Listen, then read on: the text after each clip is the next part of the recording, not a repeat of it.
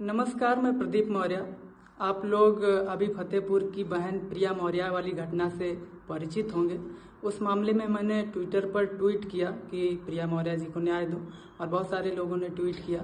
तो उस मामले से आज अमेठी की थाना जायस के अंतर्गत पुलिस जो है वो मेरे घर जीप से पहुंची। उसमें दरोगा जी थे, दीवान जी थे और 2 कांस्टेबल भी थे। तो उन्होंने कहा कि प्रदीप मौर्य कहाँ है। मेरे घर पर मेरी मम्मी मिली, मेरी भाभी मिली। तो कहा गया, तो फिर बोली नहीं है। तो भैया पहुँचे तो उनको कहा गया तुम्हारा भाई कहाँ है। तो भैया बोले नहीं है, वो कल शाम को आएगा, पूछा गया तो फिर बोले ठीक है, चलो तुम चलो, तुम्हारे भाई को कोतवाल साहब कुछ बताना चाहते हैं। तो बोले क्या बताना चाहते हैं। बोले तुम्हारा भाई ट्वीट किया है। तो बोले कौन सा ट्वीट है। तो बोले वो तो कोतवाल साहब ही बताएंगे। तो मेरे भाई जब वहाँ गए तो उनको बताए कोतवाल साहब की तुम्हारा भाई जो है वो जाति विशेष को लेकर के ट्वीट करता है और तुम्हारे भाई के खिलाफ मुकदमा लिख रहा हूँ, और वो चाहे जहाँ भी होगा उसको मैं पकड़ के लाऊंगा। तो इस तरीके से घटनाएं हुई। एक तरीके से मुझ पर और मेरे परिवार पर मानसिक प्रेशर बनाने की कोशिश की गई। मैं पूछना चाहता हूँ, क्या बोलना गलत है?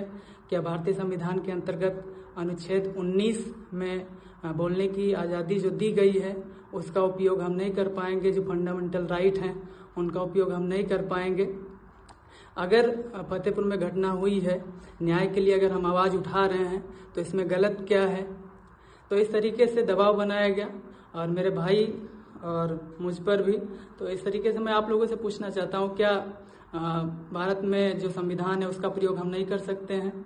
क्या किसी बहन के साथ जो घटना हो जाएगी तो हम उस पर आवाज़ नहीं उठाएंगे? ट्वीट में बताया गया कि इससे पहले भी आपने बहुत ट्वीट किया है। तो मैंने कोतवाल साहब से फ़ोन पर बात की।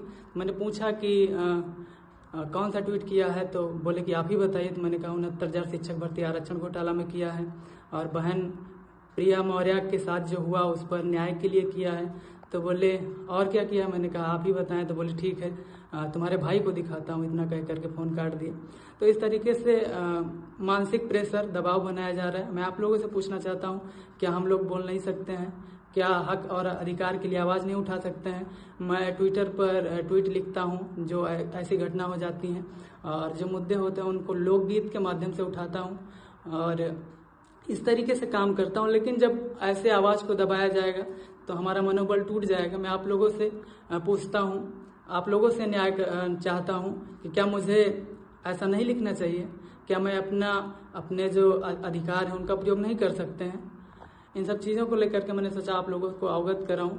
अगर आप लोग सहमत हैं कि मैं लिखूं, अगर आप लोग कहते हैं मैं ना लिखूं तो नहीं लिखूंगा। अगर आप लोग सहमत हों तो लोगों के साथ शेयर करें। धन्यवाद।